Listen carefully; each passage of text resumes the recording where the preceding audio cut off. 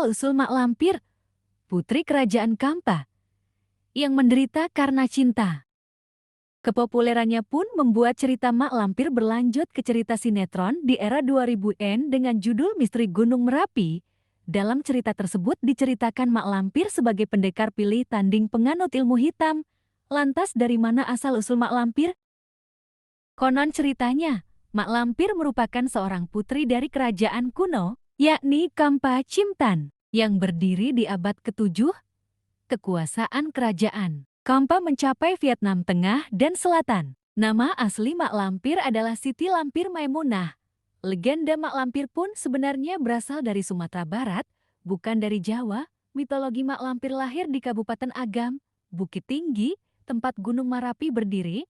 Mak Lampir dikaitkan dengan legenda 7 manusia harimau di Sumbar, Bengkulu, dan Lampung.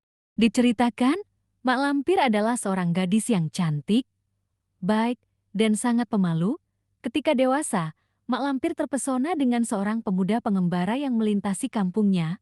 Pengembara itu bernama Datuk Panglima Kumbang, yang ternyata seorang bangsawan bergelar Datuk.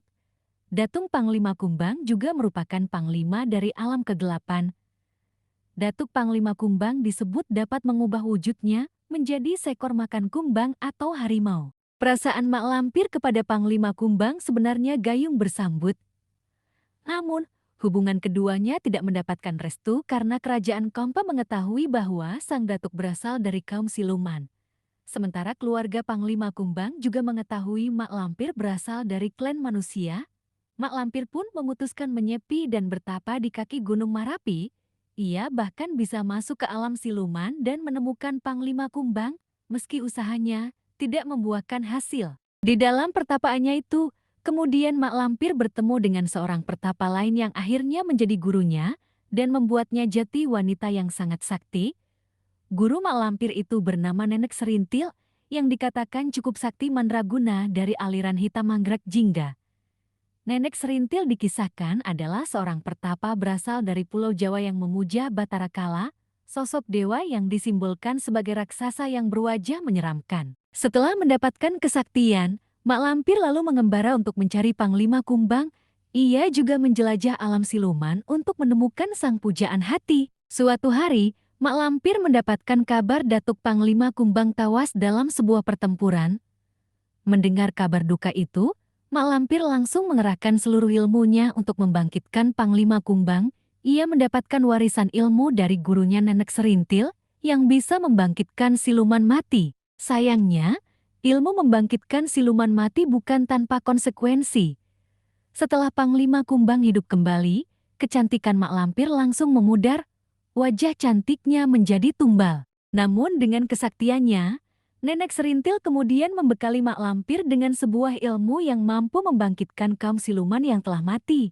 Hanya saja, kecantikan Mak Lampir harus menjadi tumbalnya.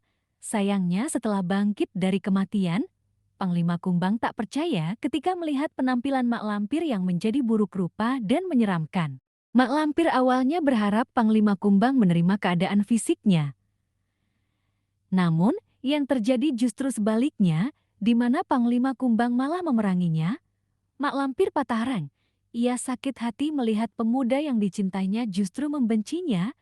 Dendam pun mulai hadir di hati Mak Lampir, hingga ia berjanji akan terus memerangi kaum siluman dan Datuk Panglima Kumbang. Untuk memerangi bangsa siluman, Mak Lampir pun pergi ke Pulau Jawa untuk bersekutu dengan jin.